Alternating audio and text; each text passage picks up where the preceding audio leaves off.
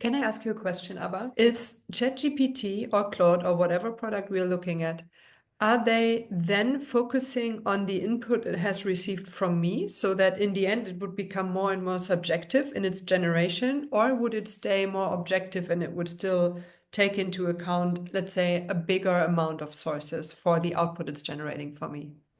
Every time, depending on how well you've trained the tool, it will focus on what you've given it or the entire realm. Now, for instance, if you're working in the same thread, the thread will start learning the information that you're giving it and will be more relevant to what you've inputted it. And it will keep that in context when it's generating, but it will also still keep the bigger picture in context. If you're using a custom GPT, this is a tool of ChatGPT that you can train more specifically because you can upload a knowledge bank to it. This will 99.9% of the time limit its responses to the information you have given it.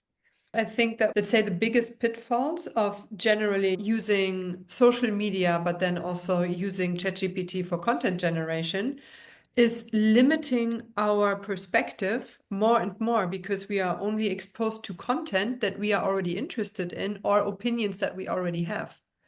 So knowing that we would also proactively have to open up ChatGPT to really take things into account that are not predominantly in our knowledge bank, for example, is very helpful if we really want to say we want to stay open-minded and we don't just want to work within one channel or one perspective that we already have.